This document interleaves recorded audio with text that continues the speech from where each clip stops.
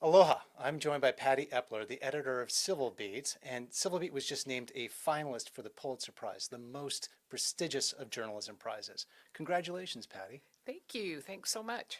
So, what's the significance of this for Civil Beat?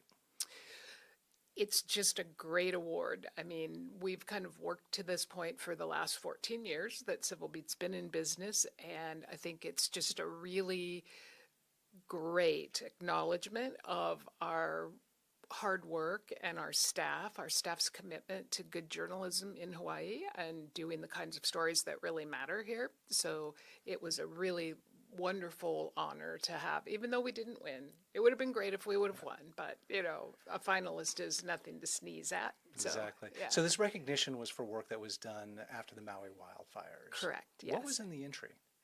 So we had 7 stories in the entry that were our kind of our deeper dive investigative reports, I think I would say. Looking at, starting with, we were the first to report that the two emergency management guys, Herman Andaya and the fire chief, were not even on island when the fires broke out, and that it took them some time to get there. But really looking at the response and at how the county, the state responded to the fires.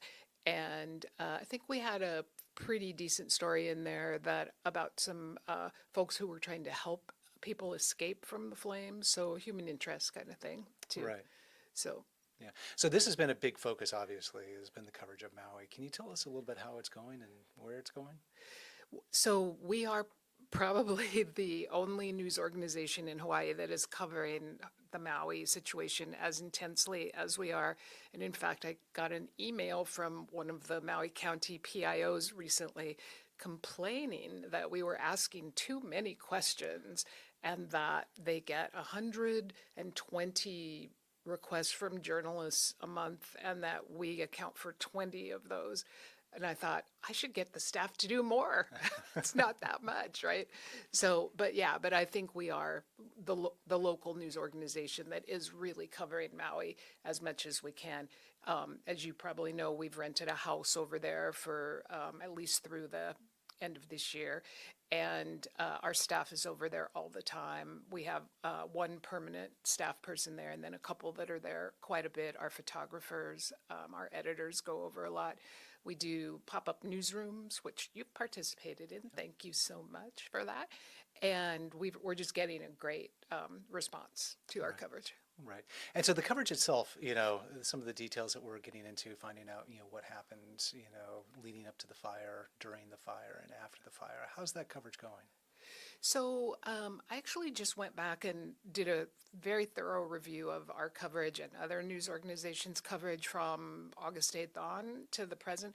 And we've come up with a plan going forward where we'll look at, okay, these were sort of the big questions that we never got any answers to. And so we have a reporting plan in the works now. We're also starting to look at year anniversary of the fire because that's coming up soon and we need to kind of get out in front of that. But I think we'll look at some interesting things, but largely, what's changed in the year since the fire for the people there, for the economy there, that kind of thing. So, Yeah. yeah. There was a little quirky thing that ended up happening is that Civil Beat is not known for being a breaking news Right. organization, but yet the Pulitzer Committee, the designation was in the breaking news category. What Yeah. happened there? So we had entered in 2 categories: public service, which of course obviously went to ProPublica and their expose of Clarence Thomas and his things, but it was it was not an embarrassment to enter our coverage in public service because we really did do a great job, not just on the reporting but with the engagement and the outreach and that kind of thing. So we entered it in local reporting, and the Pulitzer board moved it to breaking news, which is basically a sign that they really wanted to give it an award, but it just didn't quite fit for them in local reporting. So I was really thrilled. They could have just let it die in local reporting, but they moved it. So that was even more of an honor, I think. So, Yeah. It's a special, just goes to show how special the report was from Civil Beat and yeah. covering aftermath in Maui. Uh, there was a lot of, one of the special things that happened was that there seems to have been a little bit of a shift in the news organizations that are winning these prizes. And mainly have been a lot of digital outlets that have been concentrating on investigative reporting and explanatory reporting. Is this something that, gives you hope for? Yes, definitely. Well, I mean, I think what we're seeing is a reflection of the fact that a lot of newspapers, print newspapers, are, feeling an economic crunch and going out of business right and left or cutting back.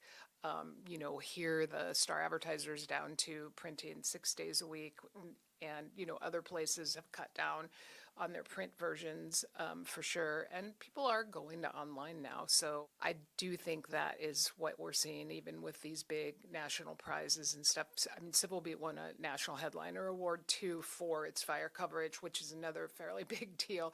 And so you just see that now so much more. Right. So.